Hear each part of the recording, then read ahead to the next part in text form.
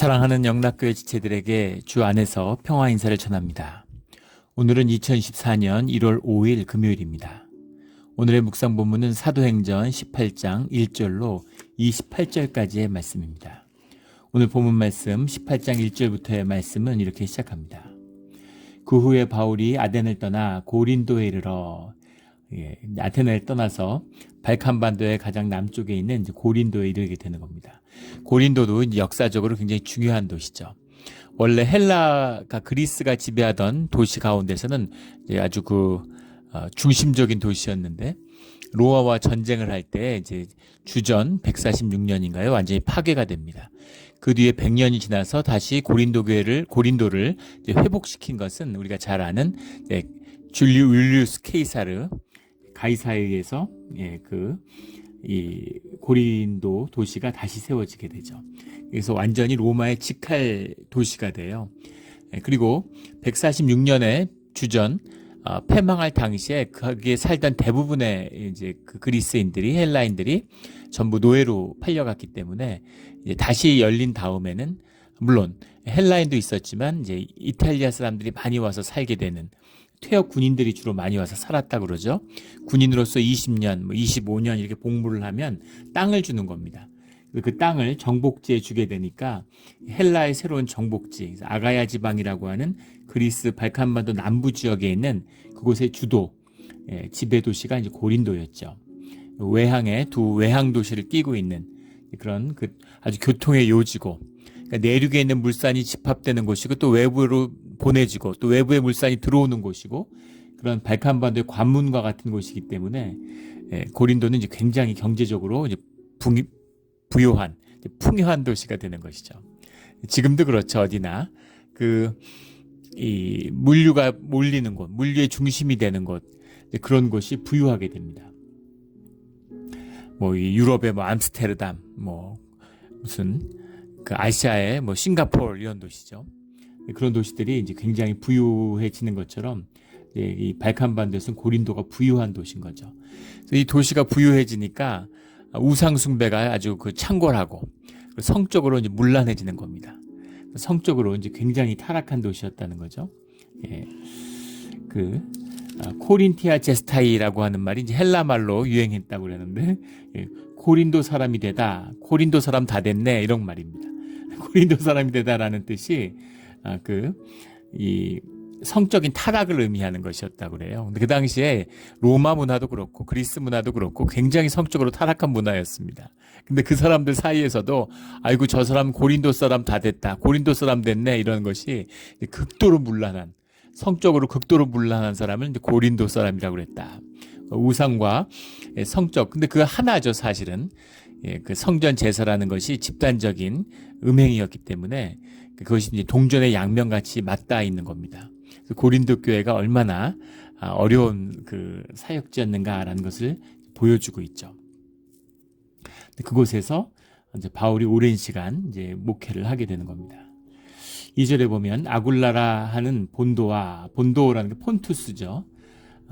본도에서 난 유대인 한 사람을 만나니 글라우디오가 모든 유대인을 명하여 로마에서 떠나라 한 고로 그의 아내 브루스길라와 함께 이달리아로부터 새로 온지라. 바울이 그들에게 가매. 그래서 아굴라와 브루스길라, 여기서는 아굴라가 먼저 나왔지만 성경의 다른 로마서, 디모데서, 전후서 이런 데 보면 전부 브루스길라가 먼저 나오죠. 이 바울의 일생의 동역자가 되는 브루스길라와 아굴라를 만나게 되는 겁니다. 아굴라는 이제 전승에 따르면 노예였다고 그러죠. 유대인 노예였는데 로마에 끌려가 있다가 거기서 이제 자유인이 된 그런 사람이었다 그러고, 브루스길라라는 이름 자체가 그런데 브리스가의 사람이었다 이렇게 전해집니다. 겐스 프리스카라는 말이죠. 프리스카라는 집안은 상당히 명문 집안이었다고 해요. 그래서 사업을 하는 이제 그런 이름이 무슨 집안 이렇게 남아 있다는 것 자체가 이제 상당히 집안이 있는 이제 곳이었다라고 해서 아굴라가 자유인이 돼서 브루스가라고 하는 이제 명문집의 아내와 결혼을 한 것이다. 이제 그렇게 결혼을 했기 때문에 노예에서 벗어났을 수도 있고 이제 그런 것이죠. 그런데 이제 아굴라가 쫓겨날 때 그 남편을 따라서 같이 왔다 이런 겁니다. 글라우디오 황제가 이 로마에서 유대인들을 쫓아낸 건 유대인의 소유 때문이죠. 기록에 보면 이 유대인들과 그 크리스찬 유대인들이 이제 갈등을 일으켜가지고 분쟁이 일어나니까 유대인들 다 나가라. 뭐 그렇게 얘기했다는 역사적인 기록이 남아 있습니다. 크레스투스라는 사람을 중심으로 해가지고 유대인들이 소요를 일으킨다. 뭐 이런 기록이 남아 있어요. 크레스투스가 그리스도였을 것이다. 뭐 이렇게 추측을 하는 것이죠. 그래서 그리스도를 따르는 그리스도가 누군지 모르니까 그리고 그리스도를 이해하지 못하니까 살아있는 사람으로 오해했을 것이다. 그래서 그리스도를 따르는 유대인들과 이제 전통 회당 유대인들 간의 갈등이 자꾸 일어나니까 다 로마에서 나가 이렇게 됐을 것이다라는 추측도 있고 또 반유대인 감정이라는 것은 로마 제국에서부터 시작해서 로마는 뭐 기독교 문화하고 상관없이 유대인들이 어딜 가나 그렇게 환영받지 못했습니다. 이방인들을 환영해주는 나라는 별로 없죠. 오늘날에도. 그렇기 때문에 그런 것이 이유지 이렇게 유대인들의 갈등 때문은 아니었을 것이다. 뭐 이런 반박도 있습니다. 로마 황제에게 문제가 될 만큼 보고가 될 만큼 그렇게 유대인들이 안에 기독교 세력이 로마에서 컸다고 그렇게 볼 수 있을까라는 사실 의문이 좀 있는 것이죠. 그래서 사실은 꼭 크리스찬 때문이 아니라 유대인들 자체가 박해를 받아서 쫓겨난 것이다. 뭐 이런 이유도 있는데 어쨌든 아굴라와 브루스길라가 이 박해 때문에 거길 떠나가지고 새로운 도시 고린도에 온 거겠죠. 그리고 그 전부터 이제 사업을 하니까 생업이 같음으로라고 사업이 나오는데 천마계를 하니까 이제 그 일을 사업을 위해서 고린도에 지사 같은 것이 있었을 것이다. 고린도로 사업 배경을 옮겼을 것이다. 이런 얘기입니다. 바울이 그들에게 감해 그러니까 아마 아굴라와 브루스길라가 하는 사업소에 바울이 취직해서 일을 한 게 아니겠느냐. 이제 그렇게 보는 것이죠. 생업이 같음으로 같이 살며 이 일을 하니 그 생업은 천막을 만드는 것이었더라. 그냥 뭐 아르바이트로 비전문적인 일을 했다. 이런 뜻은 아닙니다. 왜냐하면 유대인들은 항상 갖고 있는 자산을 뺏기죠. 박해를 받습니다. 눈에 띄면 어느 순간은 유대인의 역사에 점철된 것이죠. 바빌론에서도 그랬고 스페인에서도 그랬고 네덜란드에서도 그랬고 가는 곳마다 로마에서도 그랬고 곳곳마다 박해를 받기 때문에 유대인들은 기술을 익히는 걸 중시해요. 그래서 보이지 않는 피아노 같은 악기를 다루는 건 물론이고 누가 뺏어갈 수 없는 그러니까 이제 지식을 쌓게 되고 그러니까 지식이나 그런 지혜 같은 많은 학자들이 유대에서 나온 것이 괜한 것이 아니죠. 그래서 무형의 자산을 만드는 이제 그런 것이 이제 유대인들에게서 이루어졌습니다. 채권이라든가 무슨 주식 이런 것들 전부 유대인들이 만든 것이죠. 정기예금부터 금융의 역사가 유대의 역사예요. 또 이것에는 이제 중세 기독교에서 크리스찬들은 이제 이자를 받는 일을 못하게 했죠. 그러니까 그건 더러운 일이니까 전부 유대인들이 했습니다. 그래서 그 고리대업을 하니까 그래서 유대인들이 금융업에 눈을 밝았다 이런 것도 있을 수 있죠. 그런데 유대인들이 고대로부터 그런 기술을 중시하고 기술을 익히는 겁니다. 그래서 다소 지역, 이 아나톨리아 지방 내부에 있는 다소 지역에서 바울이 낳고 자랐는데 유대인으로서 기술을 익혔을 것이라고 볼 수 있겠죠.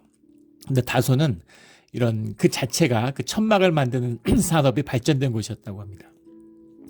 양이나 소의 가죽을 가져다가 그 가죽을 떠서 이제 그 텐트를 만드는 그런 기술이 흥황한 곳이 다소였다고 그래요. 그러니까 다소에서 자랐으니까 천막 만드는 기술을 이제 어렸을 때부터 배웠겠죠. 그래서 우리 그런 것은 이제 우리 한국인들하고는 다르죠. 우리 산업공상 그래서 학문을 배우는 자들 선비들은 이제 그 기술을 배우지 않죠. 기술을 천시하는 이런 문화가 있었는데 아주 나쁜 문화입니다. 유대인들은 그렇지 않았다는 거죠. 그래서 기술을 가지고 있었다는 겁니다.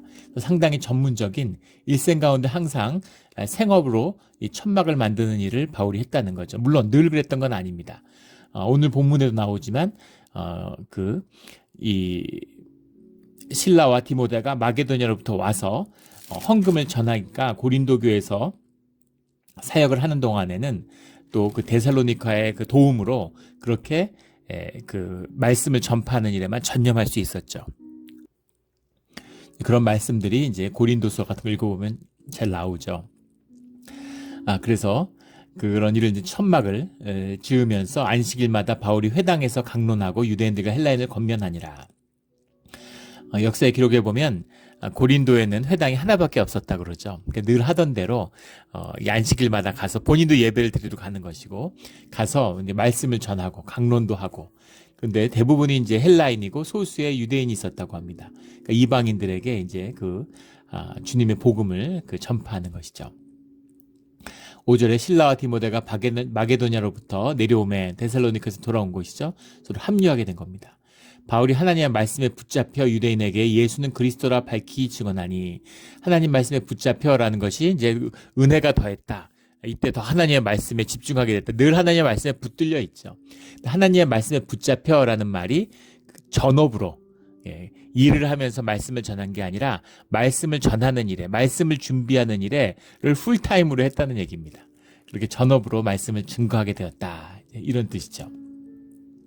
예수는 그리스도라라는 것을 밝히 증언하니, 6절에 그들이 대적하여 비방하거늘, 그러니까 늘 참 아이러니하게도 가서 주님을 복음으로 증거할 때마다 그 안에는 이방인들은 복음을 받아들이는데 유대인들이 반발하는 것이죠. 그들이 대적하여 비방하거늘, 대적과 비방은 굉장히 다 센 말들이에요. 안티타소라는 말인데, 대적이라는 말은, 타소라는 게 질서를 의미하는 거죠. 주님의 질서를 깼다라는 겁니다. 비방이라는 것도 브레스페문톤 이런 말인데, 브레스페문톤 그런 말일 것으로 기억하는데, 이게 신성 모독을 얘기하는 것이죠. 그러니까 하나님을 모욕하고 하나님이 통치하는 질서를 어지럽히는 이런 교회 하나됨, 공동체를 깼다는 얘기입니다. 예수님의 복음을 깨니까 공동체가 깨지는 건 당연하겠죠. 바울이 옷을 털면서 이르되 너희 피가 너희 머리로 돌아갈 것이요 나는 깨끗하니라. 이후에는 이방인에게로 가리라 하고, 너희 피가 너희에게 돌아간다라고 하는 것은 그 예수님의 피에 대한 죄가가 너희에게 있다, 이런 말이죠. 너희가 그 대가를, 예수님을 거스르기 때문에 그에 대한 대가를 너희가 치르게 된다. 나는 너희의 죄와 묶이지 않는다. 공동체만 묶이고 한 죄죠. 우리 레위기 신명에서 나누는 것처럼 공동체의 죄가 내 죄입니다. 그런데 나는 깨끗하다라는 건 그 공동체의 끈을 끊었다는 것이죠. 너희하고는 공동체가 아니야, 이 얘기입니다. 느헤미야 이제 5장에 나오는 이야기죠. 그렇게 피에 대한 대가, 죄에 대한 대가는 너희의 것이고 나는 그 죄과 묶이지 않았다. 복음을 선포했으니까 옷을 털고 떠나는 거죠. 이후에는 이방인에게 가리라. 이방의 전도에 더 열심을 더하게 되는 겁니다. 거기서 옮겨서 하나님을 경외하는 디도 유스도라고 하는 사람의 집에 들어가니 그 집은 회당 옆이라. 그래서 디도 유스도를 만나게 되는데, 디도 유스도가 로마서 16장에서 언급되고 있는, 고린도전서 1장에서 언급되고 있는 가이오일 것이다, 이렇게 보는 견해가 있습니다. 가이오, 디도, 유스도. 디도라는 건 이제 전형적인 로마 이름이죠. 근데 이가 가이오일 것이다. 그 고린도전서 1장에 보면 14절에 이 고린도교에서 세례를 베풀었다, 이런 얘기가 나오잖아요. 세례받은 자에 대한 얘기가 나오는데 그 가이오가 디도 유스도였을 것이다, 이렇게 보는 거죠. 8절에 또 회당장 그리스보가 온 집안과 더불어 주를 믿으며 수많은 고린도 사람도 믿어 세례를 받더라. 회당장이 세례를 받았으니까 아주 굉장히 충격적이었겠죠. 유대인들을 이끄는 회당장인데, 회당장이 주님을 영접했으니까. 그런데 바울은 끝까지 본인이 유대인이고 바리새인이고 그들의 믿음과 가르침을 완성하는 길이 사실은 메시아로서 주님을 영접하는 것이라는 것을 의심한 적이 없습니다. 그러니까 바울의 관점에서 본다면 신실한 유대인이라면 당연히 주님을 영접해야 맞는 것이죠. 예수를 그리스도로 영접해야 되는 것입니다. 하지만 그 율법적인 그런 유대인들 눈에는 굉장히 이제 충격적인 사건이었을 것이다라는 걸 이제 보게 되는 거죠. 밤에 주께서 한산 가운데 바울에게 말씀하시되 두려워하지 말며 침묵하지 말고 말하라. 그러니까 그 유대인들로부터 박해를 받으니까 아마 상당히 속상하고 또 이제 좀 사실은 유대인이 뭔가, 유대교가 뭔가 이런 거에 대해서 이제 많이 이렇게 낙심하는 면이 있었겠죠. 사람인데 당연하지 않았겠습니까? 그런데 성령의 위로가 임하는 거죠. 예. 성령의 위로가 임해서 두려워하지 말라 이렇게 얘기하는 겁니다. 침묵하지 말고 말하라. 말씀에 대한 확신을 주님이 심어주시는 거죠. 말씀을 전파하게 되는 겁니다. 내가 너와 함께 있음에 어떤 사람도 너를 대적하여 해롭게 할 자가 없을 것이니 이는 이 성 중에 내 백성이 많음이라. 그래서 고린도 교회 가운데 주님의 사역과 성령의 인도하심이 있다. 그 뜻이 있고 내 백성이 많다. 추수하는 네가 일꾼이 되라. 이런 말씀이죠. 너를 대적하여 해롭게 할 자가 없다. 누구도 너를 거스릴 수 없으니까 말씀을 전해라. 이렇게 주님이 말씀하시면 무슨 두려움이 있겠습니까? 정말 거침없이 말씀을 선포하고 전할 수 있게 되는 것이죠. 주님의 위로가 있어야 돼요. 이게 하나님의 사역자의 비밀입니다. 주님의 위로가 있으면 정말 거짓말같이 기가 막히게 모든 게 풀어집니다. 주의 사역자가 지치고 어려운 것은 주님의 위로를 만나지 못했기 때문이에요. 주님의 위로가 함께하면 주님의 말씀으로 위로를 받으면 그러면 정말 거칠 것이 없고 모든 마음의 어려움이 풀어지죠. 주님과 함께하는 크리스찬의 비밀입니다. 우리 이 비밀, 이 복을 결코 놓치지 않는 주 안에 머무는 우리 모두가 되기를 주의 이름으로 축원합니다. 1년 6개월을 머물며 그들 가운데서 하나님 말씀을 가르치니라. 그러니까 이 말씀을 받은 다음에 1년 6개월이었는지 아니면 고린도 교회에서 가르친 모든 기간이 1년 6개월인지는 분명치 않습니다. 그러니까 분명한 것은 최소한 1년 6개월 이상 고린도에 머물렀다는 것은 분명한 것이죠. 그래서 그 안디옥 교회와 아나톨리아에 있는 안디옥 교회와 이 고린도 교회에서 예외적으로 오랜 시간 머물면서 말씀을 가르치게 되는 것이죠. 12절에 갈리오가 아가야 총독이 되었을 때 유대인이 일제히 일어나 바울을 대적하여 법정으로 데리고 가서 갈리오라는 게 세네카죠. 그 라틴어로 세네카인데 이 세네카의 집안이 스토아주의 철학의 그 학자적인 집안이고 뭐 여러 가지 그 로마의 역사 가운데 이름이 나오는 그런 유명한 집안입니다.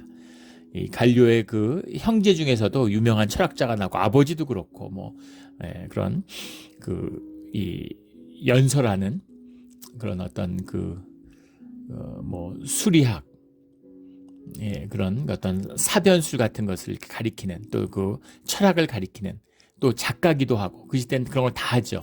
굉장한 지식인의 집안이었기 때문에 갈리오라는 이름이 기록되었고 그가 아가야의 총독이 되었다는 이 모든 기록들이 로마의 기록 가운데 다 잘 남아 있습니다. 그 AD 51년 7월 1일 날 갈리오가 아가야의 총독으로 이제 부임하게 되는 거죠. 기가 막힌 건 이 사도행전의 모든 역사의 기록들과 로마의 역사의 기록들이 이렇게 딱 맞기 때문에 이 바울의 그 전도 여행의 기록들을 분명히 역사적으로 이제 실증할 수 있는 것이죠. 그래서 아가야가 총독이 되었을 때, 그러니까는 이 AD 51년 여름이었으니까 아마 AD 50년부터 51년에 걸쳐서 그 고린도에서 바울이 사역을 했구나라는 것을 이제 짐작해 볼 수 있죠. 그런데 왜 아가야가 총독이 되어서 유대인이 일제히 일어났을까? 유대인들이 그런 어떤 그 비열함, 간악함 이런 것이죠. 총독이 새로 왔는데 총독이 새로 왔으면 다 현지인들로부터 마음을 얻으려고 하죠. 심지어 한국인이 사는 한국에서도 지방에 경찰서장이 임명되면 처음에 가면은 이렇게 살살 하는 거죠. 너무 엄격하게 하고 가서 너무 막 이렇게 법질서를 세우려고 하면 사람들이 싫어하잖아요. 그러니까 가면 일단 인심을 얻고 그 마을을 좀 어떤지 둘러보고 사람들도 알고 이렇게 해야 되니까 처음에 가면 다 지역민들의 환심을 살려고 합니다. 하물며 헬라 지역에 왔어요. 그러니까 헬라 지역에 있는 사람들, 그 지방 사람들로부터 로마의 총독이 이렇게 일단 마음을 진정시켜야 되겠죠. 갔는데 처음부터 학정을 하고 이런 사람은 없을 겁니다. 그리고 반발이고 소요가 일어나면 중앙정부에서 갈리오 무능하구나. 지방정부 하나 제대로 똑바로 못 다스려 이렇게 되는 거죠. 로마 시대에 있어서의 이 우리 바다라고 불렀죠. 지중해를. 그리고 발칸이나 아나톨리아 지방이라는 건 완벽하게 통치가 되는 지역입니다. 항상 문제는 게르마니아라고 불리는 또 브리타니아라고 불리는 이게 변방 지역이고 늘 그 이방의 게르만족들과 대결하고 싸워야 되는 이제 그런 쪽에 집중하고 있는데, 평화로운 지역에 가서 분쟁이 일어나면 그러면 이제 총독으로서 이제 좋은 평가를 얻을 수가 없죠. 그래서 가면 환심을 사기 위해서 요구하는 걸 웬만하면 들어주는 거예요. 그걸 알고 있는 거죠. 그래서 기다렸다가 총독이 바뀌니까 그때 이제 바울을 대적해서 그 법정으로 데리고 가는 겁니다. 때는 왔다. 그러면 어차피 다 유대인들인데, 니들끼리 싸우면 다수들의 편을 들어주고 다수의 편을 들어주는 그런 짓을 하게 되는 것이죠. 13절에 말하되 이 사람이 율법을 어기면서 하나님을 경외하라고 사람들을 권한다 하거늘. 그러니까 들어보니까 바울이 입을 열고자 할 때 갈료가, 바울이 얘기도 안 했는데 유대인에게 이르되 너희 유대인들아 만일 이것이 무슨 부정한 일이나 불량한 행동이었다면 내가 너희 말을 들어주는 것이 옳거니와, 문제가 언어와 명칭과 너희 법에 관한 것이면 너희가 스스로 처리하라. 나는 이러한 일에 재판장 되기를 원하지 아니하노라 하고 그들을 법정에서 쫓아내니, 총독이 와서 자기의 말을 들어주고 바울을 벌하겠지. 근데 바울이 하나님의 말씀을 선포하니까 부담스러운 거죠, 유대인들도. 또 유대인들이 바울이 너희의 피가 너희에게 돌아가는 얼마나 두렵겠습니까? 하나님의 말씀과 복음을 선포하는데 그것을 마음에 안 들고 자기 마음에 안 드니까, 율법주의자들, 종교인들이잖아요. 발람의 무리들이죠. 그러니까 자기 마음에 안 드니까 바울을 꺾으려고 하지만, 그렇다고 대놓고 꺾고 바울을 직접 핍박하자고 하니까 부담스러운 거죠. 하나님의 말씀을 거슬고 하나님을 거스르는 것으로 되는 것이 두려운 것이죠. 그러니까 간악한 꾀를 내서 그 바리새인과 그 성전의 제사장들이 하던 것과 똑같은 짓이잖아요. 로마인의 손에 넘기려고 그러는 거죠. 그런데 주님이 말씀하셨잖아요. 여기서 그 누구도, 어떤 사람도 너를 대적해서 해롭게 할 자가 없다라는 이 말씀이 이루어졌다는 거죠. 바울이 입을 열어서 얘기하려는데 말할 것도 전에, 야, 무슨 말도 안 되는 소리야. 무슨 법을 어긴 것도 아니고 질서를 어지럽힌 것도 아니고 너희 율법, 너희 교리에 관한 것인데, 종교적인 것인데 이걸 왜 나한테 갖고 와서 그러냐. 나가, 이렇게 된 거죠. 다 나가, 이렇게 된 거죠. 이렇게 쫓겨나고 나니까, 그들이 법정에서 쫓아내니 쫓겨나니까 사람들이 화가 나서 17절에 모든 사람이 회당장 소수대네를 잡아 법정 앞에서 때리되 갈료가 이 일을 상관하지 아니하리라. 모든 사람이 누구냐라는 것이 이제 의문이 되죠. 모든 사람이라는 것이 이렇게 볼 수도 있겠죠. 같이 몰려갔던 회당장 소수대네가, 근데 앞에서 회당장 그리스보가 이미 회심을 했는데, 회당장 소수대네는 누구냐? 고린도의 그 회당이 하나밖에 없고 사실 회당장이 한 명만 있는 것이 아니기 때문에 우리로 생각하면 장로님들 생각하면 될 것 같아요. 그러니까 이 회당장이 한 명은 아니었다는 겁니다. 그렇게 볼 수도 있고, 또 그리스보가 회당장이었지만 한 명이었을 수도 있겠죠. 그러나 주님을 영접하고 그리스도를 따르니까 회당장에서 쫓겨나고 그리고 새로운 회당장을 이제 세웠을 수 있습니다. 이 소수대네를 따라온 그 유대인들이, 율법적인 유대인들이 화가 나서 소수대네의 아이디어이지 않았겠어요? 같이 가면 될 줄 알았는데 소수대네가 좀 기다리자 이렇게 얘기했었겠죠. 근데 화가 나가지고 이 책임을 소수대네를 희생양으로 잡았을 것이다, 이렇게 해석할 수 있겠죠. 그런데 그렇게 해석할 수도 있지만 다르게 해석할 수 있어요. 유대인들이 그렇게 많지 않았기 때문에 고린도에서 사실은 헬라인들이 법정이 소집되니까 사람들이 모여 있는데, 그런데 와가지고 유대인 무슨 율법이 어떻고 교리가 어떻고 이런 거 가지고 얘기하니까 거기 모인 헬라 사람들이 회당장 소수대네를 잡아서 법정에서 때려서 끌어냈을 것이다. 유대인들 다 싫어하니까. 그러니까 회당장 소수대네를 지금 총독이 쫓아내라 이러니까 잘됐다 그러고 몰려와가지고 몰매를 줬을 것이다. 이렇게도 해석을 합니다. 후자의 견해가 훨씬 다수설이에요. 하지만 뭐 어느 쪽으로 이해하던 다 말은 문맥은 맞는 말이죠. 어쨌든 그 회당장이 바울을 핍박하려고 그러다가 로마 총독에게 그를 이용해서 하려고 그러다가 자기가 오히려 로마 총독에게 쫓겨나고 매를 맞는 그런 일을 당했다라는 겁니다. 하나님의 뜻 가운데 있을 때 하나님의 사람을 대적하면, 하나님의 사람을 축복하는 자는 축복하고 하나님의 사람을 대적하는 자는 저주를 받게 돼 있죠. 아브라함 이래 주님이 주신 약속입니다. 그래서 주님의 사람들을 한테 호의를 베푸고 잘해주는 사람은 주님이 거기에 대한 상급을 주세요. 이방인들, 주님을 모르는 자들에게도 상급을 줍니다. 크리스찬들을 귀하게 여기고 교회를 귀하게 여기면 그 땅 가운데 주님이 축복과 풍요함을 내려주세요. 이 비밀이죠.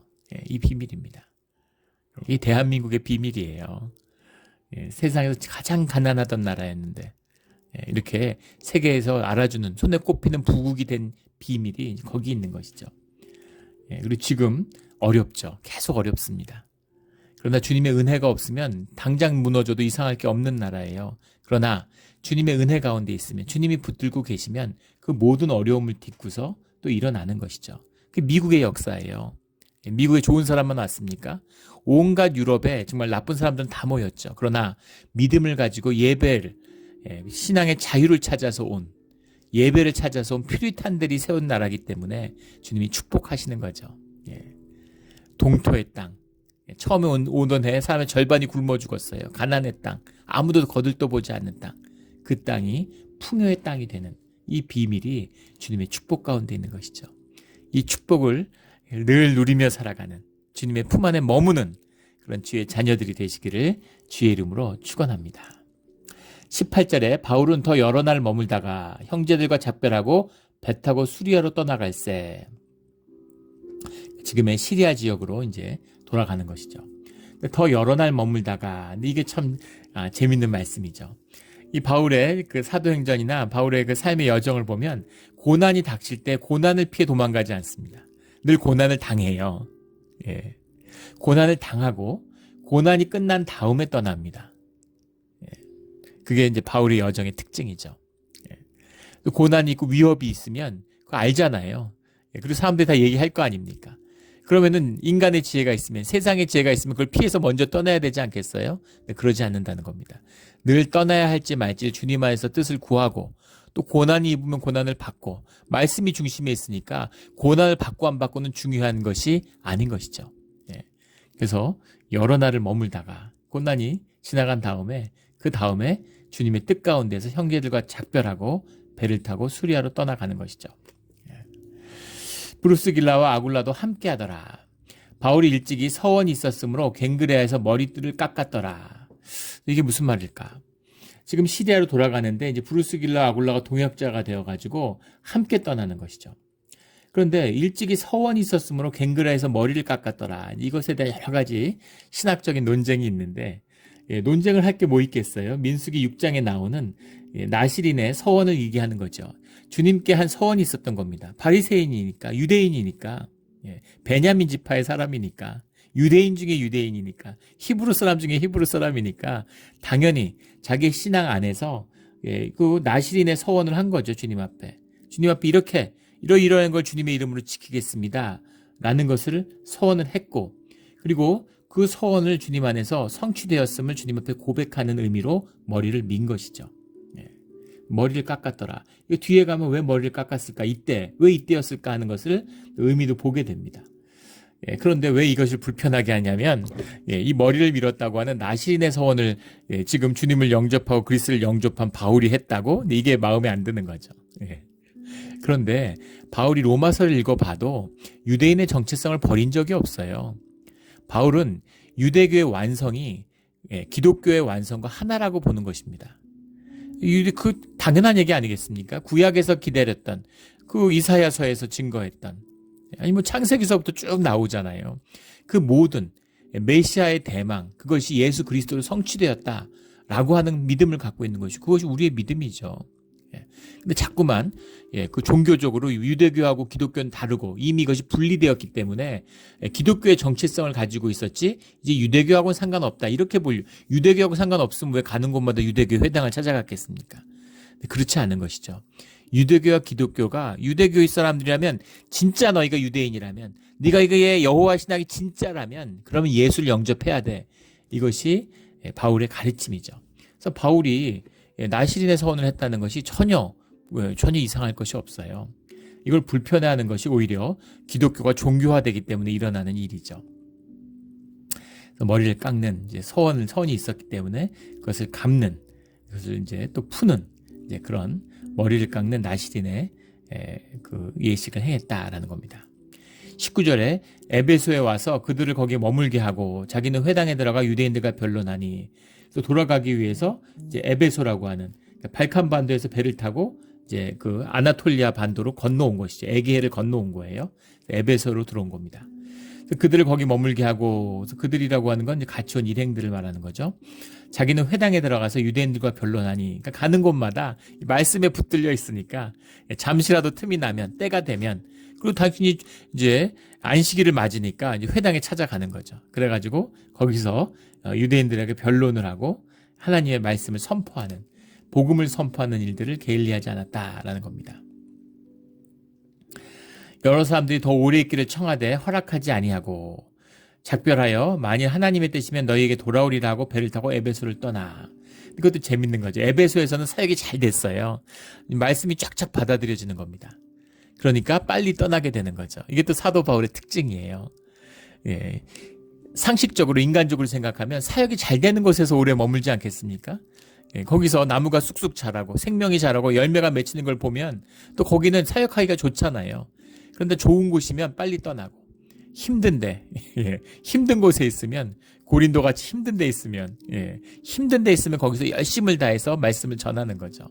예, 이것이 정말 하나님의 사람이구나, 바울은 하나님의 사도구나 하는 걸 볼 수 있는 부분이죠. 성령의 사람이구나. 예, 그걸 볼 수 있어요. 예.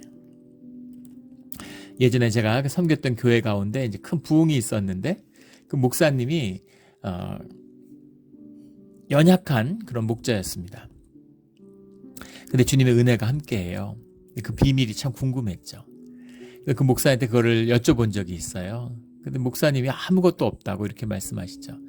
그러면서 당신에게 뭐 굳이 한 가지를 꼽자면 아침마다 새벽 기도하면서 내가 오늘 떠날 수 있습니까? 교회를. 그거를 주님께 물어본다는 거예요. 주님, 제가 오늘 떠날 수 있겠습니까? 자신을 향한 질문이고 주님을 향한 질문이다. 예. 주님이 떠나라고 하시면 제가 오늘 떠나겠습니다. 라는 고백인 거죠. 그래서 그 말씀이 깊이 저에게 남아서 저도 새벽 기도할 때마다 주님께 물어봅니다. 예. 제가 오늘 교회를 떠날 수 있겠습니까? 예, 그게 쉽겠어요? 뭐 아이들도 있고 여러 가지 얽힌 게 많은데 예. 그러나 주님이 떠나라 그럼 떠나는 것이죠. 예. 처음 제가 8년 전에 교회 왔을 때, 예, 물론 처음 왔던 건 10년 전이었지만 이제 담임 목사로 왔던 8년 전에, 예, 그런 말씀을 드렸어요. 예, 제 앞에 7분이 교회를 쫓겨났다고 그러시는데, 예, 제가 그럼 한 2년에 한 명씩 계속 쫓겨났죠. 예. 처음 오니까 한 권사님이 농담으로 하신 말씀이죠. 웃으면서 짐을 다 풀지 마시라고, 예, 짐 풀기 전에 떠나는 분이 많았다 이렇게 얘기하시는 거예요. 예, 그런데 예, 어떤 구박을 해도, 예, 어떤 박해가 있어도 주님이 떠나라고 하시지 않으면, 예, 죽기 전에는 살아서 내 발로는 안 나가니까 쫓아내겠다는 생각은 안 하시는 게 좋을 거다 이런 말씀도 드렸고, 또 아무리 좋아서 붙잡아도 주님이 떠나라고 하면 바로 떠날 거라고 그런 말씀도 드렸어요. 떠나든 안 떠나든 너무 그걸 뭐 이렇게, 예, 인간적으로 이제 하려고 하지 말아라 이런 말씀을 드린 적이 있습니다. 이제 그런 것이죠. 예, 어렵든 좋든, 예, 오히려 좋기 때문에 빨리 떠나고 어렵기 때문에 더 있어야 되는 그런 자리가 될 수 있다는 겁니다. 예, 신기한 건 항상 한 4년이었습니다. 늘 4년을 사역하면, 예, 4년을 사역하면 교회를 떠났어요. 근데 참 좋은 모습을 보고 떠났습니다. 예, 힘들 때, 어려울 때 떠난 적은 없어요. 또 가는 곳마다 부흥을 받습니다. 믿어지지 않는 큰 부흥을 늘 봤어요. 가는 교회마다 그랬습니다. 그런데 지금 그런 큰 부흥을 못 본 것도 처음이고 또 4년을 넘긴 것도 처음이에요. 8년이 됐습니다. 예, 그런데 감사한 것은 제가 와서 3년 동안은 무슨 일이 있어도 싸워서는 안 되고 7년이 있으면 7년은 절대 싸우지 말자 이렇게 말씀을 드렸어요. 그럼 우리가 완전히 새로워질 수 있다고 그런 말씀을 나눴는데 정말 무사히 7년을 싸움 없이, 예, 분쟁 없이 지났습니다. 그래서 이제 완전히 새로운 교회로서 우리 몬트레이 영록교회 새 길이 열릴 것이라고 믿어요. 축복의 문이 열리겠구나. 이제 그런 소망이 있습니다. 우리 그런 소망을 함께 보고 기뻐하는 그런 우리 공동체 가족들이 되기를 예수 그리스도 이름으로 축원합니다. 그래서 에베소를 떠나가지고 하나님의 뜻이면 너에게 돌아오리라 이렇게 이야기를 하고 떠나는 것이죠. 그리고 22절에 가이사랴에 상륙하여 올라가 교회의 안부를 물은 후에 안디옥으로 내려가서 라고 되어 있습니다. 근데 22장 말씀이 굉장히 특이하죠. 첫 번째는 왜 가이사랴로 갔을까라는 겁니다. 예, 그 1차 전도여행에 떠났던 안디옥으로 갈 거라면 안디옥의 외환과도 같은 실루기아로 돌아갔어야지. 셀루시아, 실루기아로 돌아갔어야지. 왜 가이사라는 실루기아의 남쪽에 한 400km 정도 남쪽에 있죠. 예루살렘과 가까운 지역입니다. 그래서 왜 가이사라로 갔을까라는 거예요. 한 가지 견해는 그 당시에 배라고 하는 것은 이제 동력선이 아니죠. 다 무동력선입니다. 다 풍력으로 가는 거예요. 돛을 달아서. 뒤에 가면 이제 삼각돛이라는 게 나오게 되죠. 삼각돛이 인류의 역사에 큰 전환점을 이루는 사건인데, 삼각돛을 해서 돛을 이제 움직여가면서 바람을 조종하는. 근데 이때는 그 시절도 아닙니다. 그냥 사각돛을 하나를 세워가지고 또 다양한 돛을 세우지도 못했어요. 그래서 계절풍에 따라 움직이는 겁니다.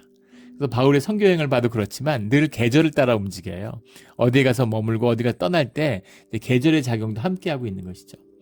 계절풍을 따라가는 거기 때문에 바람이 어디로 부는지를 어떻게 알겠습니까?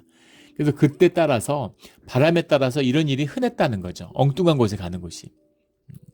심지어 중세에도 중세 16세기, 15세기에 갔을 때도 엉뚱한 곳에 여행을 많이 갔다는 거예요. 그래서 가이사라로 원래 실루기아로 가려고 했는데 가이사라에 도착하게 된 것일 것이다. 바람 때문에 라는 견해가 있습니다. 그런데 그게 아니라 예루살렘에 가기 위해서 가이사라로 갔을 것이다. 가이사라에 도착해서 거기서 예루살렘에서 가장 가까운 항구 도시잖아요. 로마의 총독에 머물고 있는. 가이사라에 간 건 예루살렘에 올라가기 위한 것일 것이다 라는 거예요. 그걸 지지하는 견해는 여기 올라가 내려가서 라는 말입니다. 올라가 라는 게 아나바스, 내려가서 라는 게 카타베라는 말인데, 둘 다 그 뒤에 나오는 바스라는 것이 이제 바시스라는 말이죠. 아나와 바시스가 붙은 게 아나바스고 카타와 바시스가 붙은 게 카타베입니다. 카타라는 말은 이제 말 그대로 이게 다운이고, 그 아나라는 건 업이죠. 올라가서 내려가서. 근데 이런 것들도 참 신기하죠. 어느 나라나 다 비슷한 것 같아요. 우리말에도 서울은 무조건 올라가는 거죠. 부산에서 서울을 올라가는 것이고, 어디서도 서울은 올라가는 겁니다.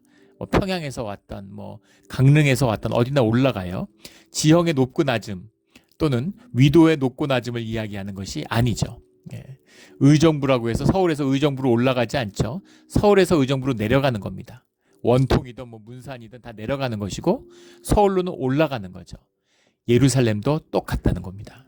유대인들도 똑같아요. 예루살렘이 중심이기 때문에 어디서 오던, 알렉산드리아에서 오던 로마에서 오던 유대인들에게는 예루살렘이 최고잖아요. 예루살렘으로는 올라오는 거죠. 그리고 예루살렘에서 어디를 가던 다 내려가는 겁니다. 그래서 이 안디옥은 훨씬 더 북쪽에 있잖아요. 그런데 내려간다 이렇게 얘기를 하고 그 다음에 올라간다라고 얘기를 하는 거죠. 그래서 올라가 교회의 안부를 물은 후에 안디옥으로 내려가서라는데 어디서 내려갔는가라는 거죠. 어디서 내려갔을까요?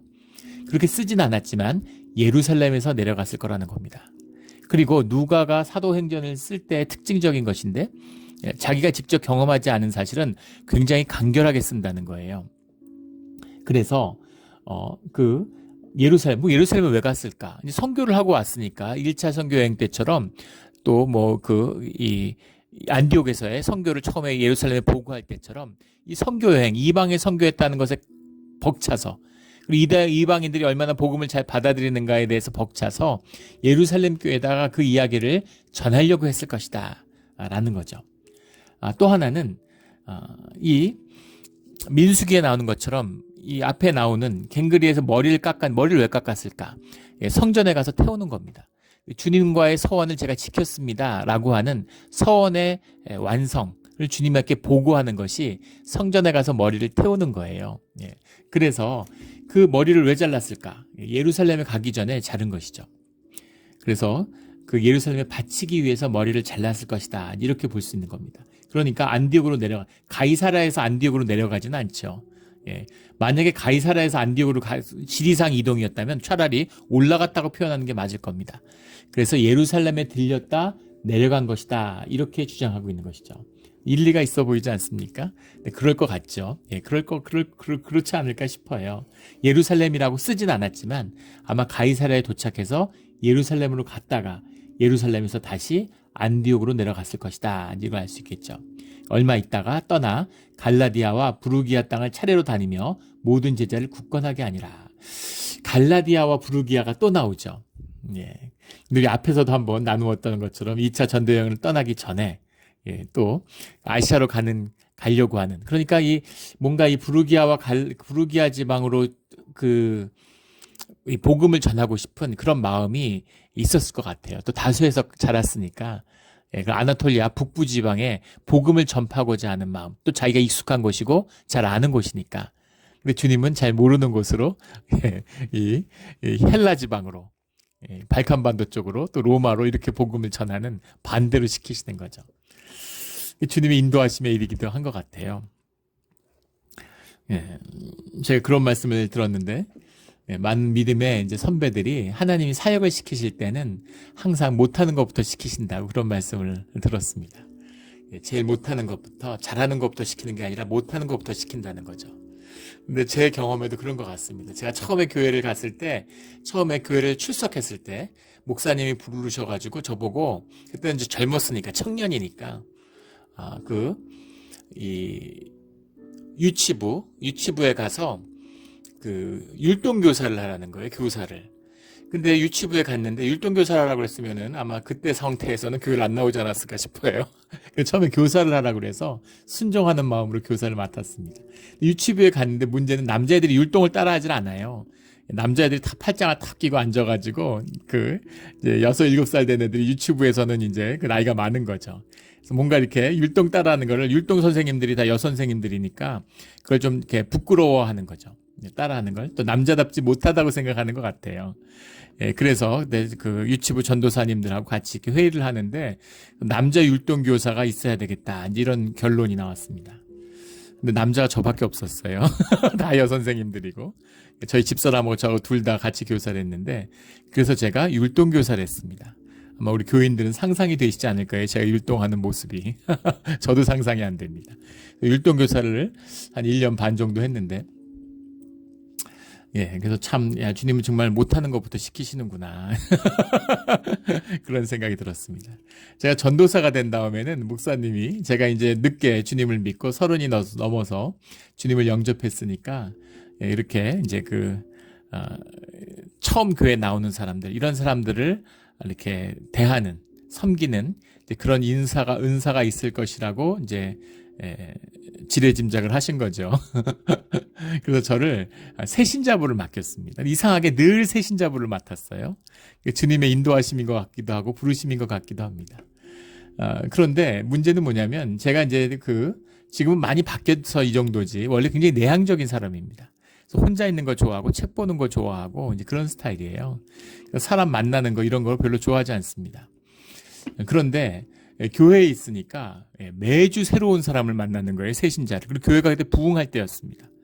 그래서 제가 그때 방문자 카드, 새신자 카드 이런 거 쓰잖아요. 1년에 뭐 500명, 1000명씩 교회를 방문하던 시절이에요. 막 교회가 크게 부흥하던 때라서 그때 이제 새신자가 됐는데, 새신자를 매주 만나서 대하고 뭐 환영을 하고 얘기도 걸고 이래야 되잖아요. 새신자 전도사가 뚱하고 있으면 되겠습니까? 근데 그게 저한테는 굉장히 부담되는 일이었던 거죠. 예. 그런데 그걸 한 1년쯤 했을 때인데, 어느 날인가 교회에서 우리 교인의 딸이죠, 자매가 결혼을 하는데, 중국 교회 다니는 중국 청년하고 결혼을 하게 됐어요. 예, 그래가지고 이제 남자 쪽에서 이제 결혼식장 이런 걸 준비하잖아요. 그래서 식사를 하는데 그 중국 식당에서 이제 끝나고 피로연을 갖는 겁니다. 저희 교회 분들도 많이 오셨죠. 예, 그런데 보니까 이제 식당에서 이렇게 자리를 안내하는데, 중국 교회에서 주관을 하니까 우리 오신 분들이, 우리 한국 교회에서 오신 우리 성도님들이 이제 좀 어색하잖아요. 그래서 제가 앞에 나가서 오는 분들을 환영하고 가서 자리에 배치해서 다 앉히고, 중국 분들하고 섞여서 앉으면 또 대화도 안 통하고 이러니까, 그러니까 이제 권사님들 모시고 와서 자리도 마련하고 셋업도 하고 이런 일들을 하는 거죠. 그러다 문득 제가 갑자기 웃음이 나왔어요. 야, 내가 진짜 많이 변했구나, 이런 생각이 들었습니다. 예. 야, 내가 이런 데 와가지고 사람들 안내하고 앉히고 이렇게 뭐 설레발이 치는 그런 게 저하고 안 맞는데, 근데 주님 안에서 내가 변했구나라는 걸 느꼈습니다. 예. 그리고 이제 새로운 사람 오는 게 교회에서 제일 반갑고 기쁘죠. 예. 그래서 참 주님의 인도하심이구나. 근데 그 새신자반을 할 때, 새신자반을 이끌고 새신자 교육을 할 때 매주 기도했습니다. 예. 새신자 전도사인데 새신자가 안 오면, 새교가 안 오면, 방문자가 없으면 일이 없어요. 그러니까 좀 그렇잖아요, 교회에서. 일이 없으면은. 그러니까 매주 새로운 사람을 보내달라고 기도했습니다. 근데 그 교회에 만 4년을 넘게 있었는데, 4년 동안 한 주도 한 분도 방문하지 않은 날이 없었습니다. 정말 신기하죠. 그리고 참 그 은혜 가운데에서 그걸 했던 것 같아요. 주님이 참 어려울 때 기도에 응답하셨구나. 근데 뭐냐면 결론은 못하든 잘하든 상관없다는 겁니다. 내가 잘해서 내 경험, 내 뜻대로 하는 게 아니죠. 아무것도 못하고 내가 할 수 없는 일을 주님께 의지하고 주님께 의지하는 법을 배우는 게 사역의 중심입니다. 그래서 우리 뭐 교회에서 부서장 이런 거를 이제 권면하면 제가 어떻게 그런 일을 합니까? 못하죠. 그거 할 수 있어서 하는 사람이 누가 있습니까? 주님께 의지하고 주님을 의지하는 법을 배우는 거예요. 그래서 할 수 없는 일을 하는 것이죠. 그래서 그런 은혜가 있는 겁니다. 우리 늘 주님의 은혜와 채우시는 그런 부요함이 넘치는 우리의 사역의 자리가 되기를 주의 이름으로 축원합니다. 24절에 알렉산드리아에서 난 아볼라라는 유대인이 에베소에 이르니, 알렉산드리아는 애굽에 있는 도시죠. 그리고 알렉산드리아가 이제 그 이스라엘이 멸망할 때 애굽이 그 바빌론 유수 때부터 많은 유대인들이 이제 알렉산드리아를 이주했습니다. 그래서 주전 270년에 유명한 그 헬라어 번역 70인역이라고 하는 것이 알렉산드리아에서 나왔죠. 알렉산드리아 인구가 전성기 때 인구의 3분의 1이 유대인이었다고 그래요. 신기한 것이죠. 그런데 뭐 예루살렘도 물론이고 알렉산드리아 유대인이 흔적도 없이 사라졌다는 것이 또 주님이 복음을 선포하는, 알렉산드리아와 예루살렘이 계속 있었으면 이 바울의 이 새로운 유대 그리스도의 복음의 전파가 쉽지 않았을 겁니다. 유대인들 때문에. 이걸 완전히 무너뜨리셨죠. 완전히 흩어버렸어요. 이것이 초대 이제 기독교가 정착하는데 큰 역사죠. 근데 알렉산드리아의 아볼로라는 유대인이 에베소에 이르니, 이 사람은 언변이 좋고 성경에 능통한 자라. 로기오스, 그러니까 말을 잘하는 타고난 운변가라는 거죠. 거기다 성경에 능통한 자였다는 겁니다. 근데 그가 일찍이 주의 도를 배워 열심으로 예수에 가는 것을 자세히 말하며 가르치나 요한의 세례만을 알 따름이라. 그러니까 예수님이 메시아라는 건 알아요. 근데 예수님의 가르침, 그 말씀, 공생애를 함께한 사도들의 가르침이 없다 보니까 그걸 모른다는 것이죠. 그가 회당에서 담대히 말하기 시작하거늘 브루스길라와 아굴라가 듣고 데려다가 하나님의 도를 더 정확하게 풀어 이르더라. 그러니까 들으니까 이 사람이 말씀의 큰 인재구나, 쓰임 받겠구나라는 걸 브루스길라와 아굴라가 꿰뚫어 본 것이죠. 또 성경에 대해서 워낙 성경학자로서 정통한 자니까. 그런데 예수님의 복음을, 브루스길라와 아굴라는 이미 바울을 통해서 말씀으로 양육이 됐잖아요. 그러니까 데리고 가서 거기에 대해서 더 얘기해 준 거죠. 풀어서 그걸 일러준 겁니다. 아굴라와 브루스길라도 저 주님의 사람들이구나. 너는 예수의 덕을 몰라, 도를 몰라, 가르침을 몰라, 이러고 나서는 것이 아니라 이 사람이 하나님께 귀히 쓰일 수 있겠구나라고 불러서 거기다가 자기들이 알고 있는 그 복음을 나눈 거죠. 주님의 사람들이죠. 아볼로가 아가야로 건너가 고린도로 건너갔다는 거죠. 에게를 건너가서 형제들을 그를 격려하여 제자들에게 편지를 써 영접하라 했더니 그가 감에 은혜로 말미암아 믿는 자들에게 많은 유익을 주었다. 이는 성경으로서 예수는 그리스도라고 증언하여 공중 앞에서 힘있게 유대인의 말을 이기밀어라. 그러니까 성경에 정통하니까 구약을 갖고 얘기하는데 그 구약의 가르침이 무엇인지를 깨우치면서, 그러면서 예수 그리스도의 도를 더하니까 말씀이 고린도교에서 흥황했다라는 거죠. 우리 잘 알고 있는 고린도전서에 보면 나는 심었고 아볼로는 물을 주었을 때 오직 하나님이 자라나게 하였나니 라는 말씀이 나오죠. 고린도전서 3장 6절의 말씀 아닙니까? 아볼로는 물을 주었고 나는 심었다. 나는 씨를 뿌렸고 아볼로의 사역의 공이 큰 것이죠. 또 이렇게 주의 사람을 얻게 되는 겁니다. 주님이 이렇게 주님의 사람을 보내주세요. 우리가 하나님의 공동체가 되고 하나님의 은혜 가운데 머물게 되면 주의 사람들을 보내주십니다. 그래서 교회가 이렇게 자라나는 거예요. 우리 이런 아름다운 교회로 주의 사람들이 연합하는 것을 보게 되는 그런 복음이 흥황해지는 부흥을 보는 그런 우리 몬트레이 영락교회가 되기를 주의 이름으로 축원합니다. 아멘. 기도드리겠습니다. 하나님 아버지 감사합니다. 우리 사도행전의 말씀을 접하니 늘 은혜가 되고 용기가 솟고 다시 주님 가운데 소망을 품게 되는 귀한 말씀을 주시니 감사합니다. 우리 새로운 한 해 2024년을 시작합니다. 주님 사도행전의 말씀처럼 우리 가운데 사도행전의 29장, 30장, 31장에 써져 나가는 우리의 믿음의 자리, 우리의 신앙의 자리가 되게 하여 주시옵소서. 감사합니다. 예수 그리스도 이름으로 기도드렸습니다. 아멘.